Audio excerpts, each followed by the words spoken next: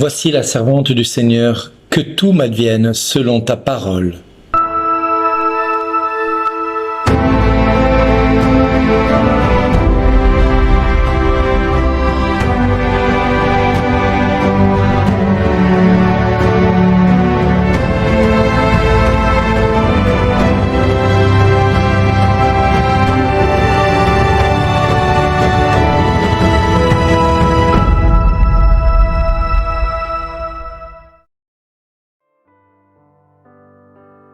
Bonjour les amis, aujourd'hui nous fêtons Marie, reine. La bienheureuse Vierge Marie, elle est déclarée reine par l'Église. Pourquoi reine?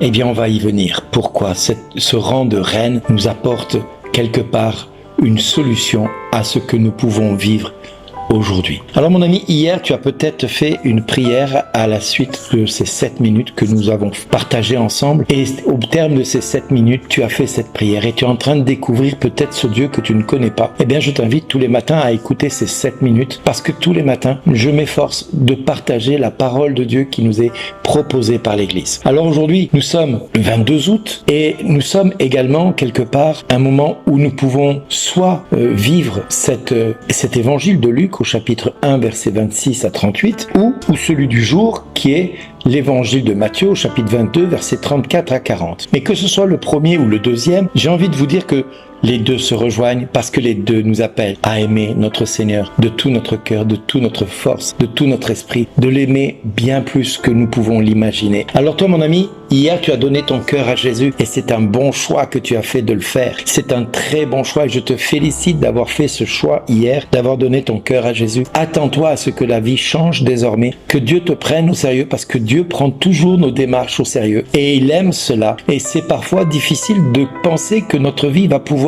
du jour au lendemain commencer à changer. Je dis bien commencer à changer parce que tout ne se fait pas en 5 minutes. Il y a le temps de Dieu et la parole de Dieu nous a appris avec l'histoire que Dieu agira promptement au moment opportun. C'est-à-dire que nous faisons un pas pour lui et vers lui et lui il en fait 1000 vers nous. Et les pensées de Dieu sont éloignées des nôtres autant que les étoiles du ciel sont éloignées de notre tête. Eh bien les pensées de Dieu sont éloignées de notre cœur et de nos pensées. Donc aujourd'hui mon ami, si le Seigneur te dit dans l'évangile de Matthieu au chapitre 22 versets 34 à 40, tu aimeras le Seigneur ton Dieu de tout ton cœur, de toute ton âme et de tout ton esprit, et le second commandement qui est tu aimeras ton prochain comme toi-même, eh bien cela revient un petit peu à la même chose quand Marie dit voici la servante du Seigneur, que tout m'advienne selon ta parole. Parce que quand Marie déclare cela, elle déclare que toute la parole de Dieu qui s'est fait chair en elle, va rayonner en elle et va devoir exprimer cet amour du Père envers toute l'humanité. Je m'explique. Comme nous pouvons le lire dans l'évangile de Luc, même si elle ne le comprend pas entièrement, les paroles de l'ange, Marie va déclarer voici l'esclave du Seigneur, ou voici la servante du Seigneur, plus exactement. La Vierge est un signe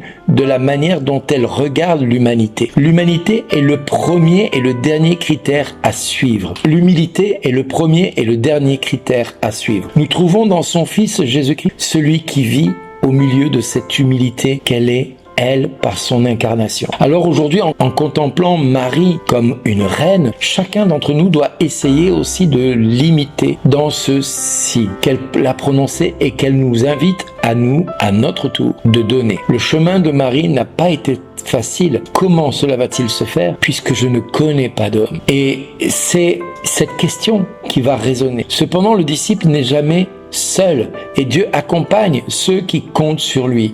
J'aime à dire qu'aujourd'hui, mon ami, si tu as donné ton cœur à Jésus, compte sur lui et tu verras combien ses actions sont nombreuses, combien ses grâces sont nombreuses. Alors tu vois peut-être pas tout de suite, tu n'as peut-être rien vu de ce qui s'est passé hier, mais je peux t'assurer que dans le ciel, il y a eu plus de joie au ciel pour ton oui que pour 99 justes qui vont à l'église, qui n'ont pas estimé avoir besoin de dire ce oui ou d'avoir estimé de faire cette prière à ta suite. Au ciel, ils ont débouché le champagne hier parce que tu as donné ton cœur à Jésus. Et si aujourd'hui tu es là à nous écouter. Je t'invite vraiment à te réjouir parce que ce oui, c'est grâce à Marie qui a porté Jésus dans son sein. Elle qui pouvait être condamnée à être lapidée parce qu'elle avait accepté de porter un enfant alors qu'elle ne connaissait pas d'homme. Et c'était cause de lapidation, de mise à mort parce que on l'aurait considérée comme infidèle, comme impure, comme une femme de mauvaise vie. Donc, si aujourd'hui tu as été capable de dire ce oui, c'est parce que Marie, à un moment donné, a dit oui, je suis la servante du Seigneur, qu'il me soit fait selon ta parole. Et c'est ce que tu as dit hier en disant ce oui. Oui, je suis prêt à te suivre, je suis prêt à t'appartenir, je suis prêt à faire ce que tu me demanderas, pourvu que je rende les autres heureux et que je sois moi-même heureux, pourvu que la tristesse quitte mon cœur, que les angoisses quittent ma vie, que la maladie quitte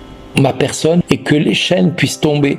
Voilà. Eh bien, Marie a dû se réjouir car le Seigneur est avec elle, car le Seigneur, il a plu au Seigneur d'être avec elle. Voilà le grand secret de Marie. Cette femme heureuse, elle qui ne se sent pas seule de la solitude qui est un moment tellement désœuvrant pour la majeure partie des hommes et de femmes de ce monde. La solitude est un moment vraiment opportun pour que le malin attaque et nous détruise dans notre quotidien, qui nous laisse penser que nous allons être rejetés par la terre entière. Eh bien, Marie est bien heureuse avec une joie fondée sur le Christ qui se manifeste à chaque fois qu'il y a des tensions, que ce soit depuis l'Annonciation jusqu'au Calvaire. Marie, Notre-Dame, Reine, se donne sans crainte ni peur. La joie exprime le sentiment de celui qui vit en elle par la communion. Ce Christ qui va naître d'elle et qui va venir au monde, à qui elle va donner le sein, à qui elle va changer les couches, à qui elle va veiller comme chaque mère est capable de veiller sur son enfant au premier pas de sa vie. Eh bien, Marie a vécu dès le premier instant et donc dès la plus haute expression que nous pouvons imaginer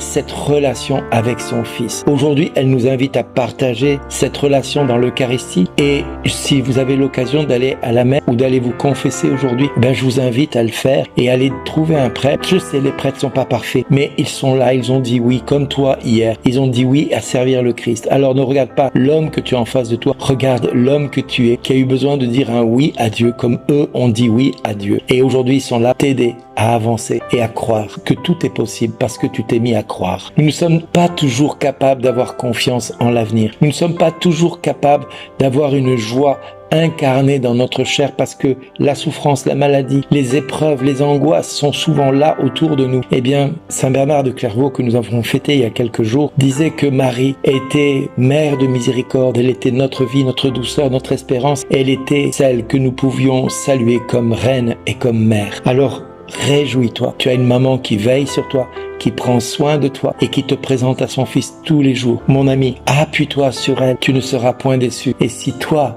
aujourd'hui, tu vis encore des moments d'angoisse et de peur et de trouble, ne crains pas parce que Dieu t'a connu et te connaît encore. Dieu t'aime profondément, il ne te rejettera jamais et ce qu'il a commencé, il va l'achever parce que sa volonté, c'est que tu aies la vie et la vie en abondance. Amen. Merci d'exister.